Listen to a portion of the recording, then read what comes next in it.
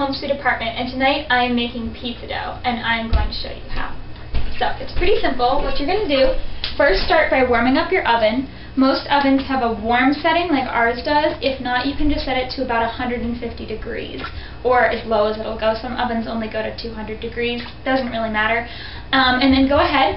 We have a KitchenAid mixer that has a metal bowl, and so it's safe for your oven.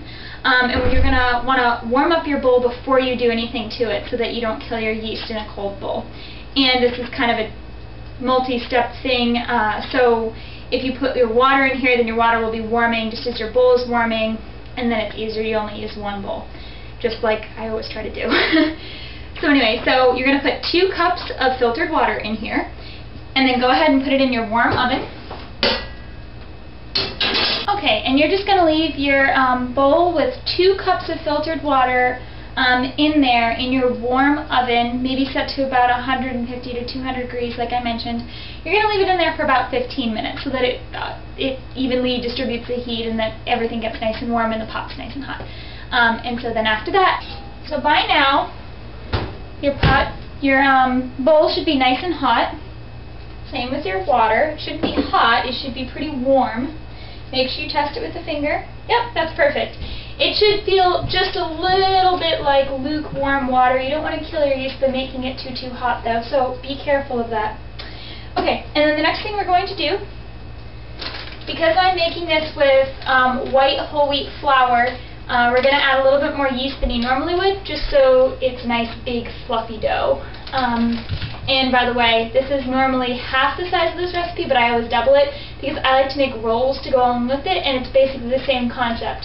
Except instead of putting it in a pizza dish, you just kind of make them into balls on the tray, and then you can put like garlic, salt, and cheese on them so that they, you know, have a little side dish for your pizza there.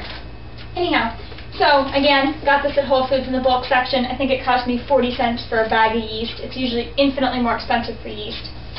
But for this recipe, we're going to go ahead and do 2 tablespoons of yeast. And when you're not using yeast, make sure you store it in the refrigerator so that it doesn't die, because it is kind of a live organism. So make sure you always put it back. Okay, next we're going to need some salt, some olive oil, and some flour. First comes the flour though. Okay, so some people get really picky about measurements. I am not one of those people. I know I should be careful about measurements, but you know what? I've made this so many times and it always comes out fine. And the thing with this kind of recipe is it depends on the humidity of your apartment or dorm or house or wherever you're making this. So it really varies a lot. So there's no exact way to measure it. But we're going to go ahead and we're going to do, let's see, we're going to start with 5 cups of flour. Okay, so you just went ahead and put 5 cups of flour in here. Like I said, I use whole wheat white flour. It's a little bit healthier, more fibrous, and all that kind of good stuff. You can't even tell. It's delicious. So now we're going to go ahead and, before we start mixing it, we need to add our salt and our olive oil. The olive oil will give it a good flavor, and the salt will prevent it from rising way too quickly and out of your bowl and into your oven and all that good messy stuff. Okay, so we're going to do 4 teaspoons of olive oil. So.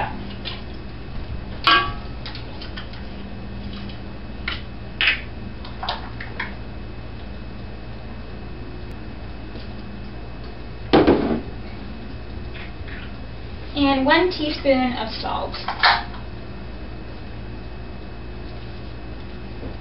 One more really quick tip though, even though the recipe does not specifically call for sugar, I usually add a dash of sugar just to make sure the yeast has enough food to rise. That's actually what yeast uses as a food source. So sometimes if you don't have good yeast or good flour or anything else like that, or good humidity to your apartment, sometimes it'll struggle rising a little bit, and it'll still be a good pizza, it'll just be thin and crusty, and I like it big and fluffy. So I always just put kind of a dash in. If you want to get really picky, probably about a teaspoon, but I make sure I add a little bit.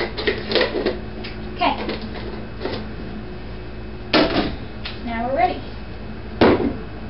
Make sure your pan's not too hot to touch. You don't want to burn yourself. I keep saying pan. You know what I mean. I mean bowl. Okay. the way, you want to use your KitchenAid dough hook for this. Most KitchenAids will come with one of these. If not, they're super, super handy, so get yourself one. It's a great investment. And just go ahead and put it on level 1. Okay, so you're going to keep it on speed 1 until it's completely combined. Once it's combined, you're going to set it to speed 2, and then set your timer for 5 minutes because that's how long you want to knead it for. The longer you knead it, the more gluten develops, which is a good thing because that'll help your dough get nice and poofy when you cook it later. So now what we're going to do while that's going, make sure you now turn your oven off. That's right, you want it completely off because you're going to use your oven to rise your pizza dough. But if it's too hot, you will kill the yeast. So make sure it's completely off and make sure you wait a good 5 minutes before putting anything in there. So that's why I like to do it before I go ahead and turn this to speed 2, which is what I'm going to do now. Okay, we'll be back in 5 minutes. Yummy.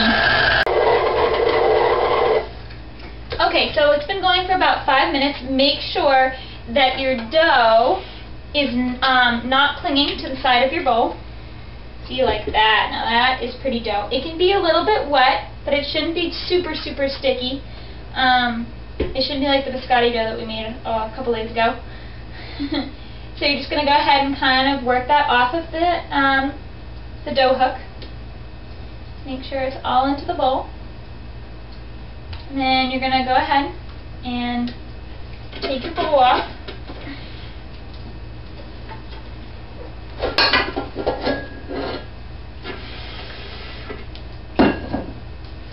Now we're going to take the handy dandy canola spray oil, or pan, whatever you want to call it.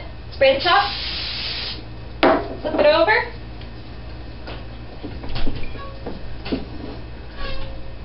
okay, and now go ahead and spray this top. And just kind of make it into like a nice-ish ball inside your bowl. Okay, and then flip it over one more time to the pretty side. Spray one more time for good measure. Okay, now you should have dough all over your hands like I do. But anyways, just kind of wipe your hands off. And you're going to go ahead and put this back in your oven. Remember, your oven is not on right now. It's just warm.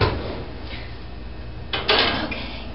Like, it should feel like a hot summer day inside of your oven, but it shouldn't be hot. Like, you should be able to, like, go and play pool in there or something. Play in a pool. You know what I mean. In your oven right now. Because you don't want to kill your yeast by making it way too hot.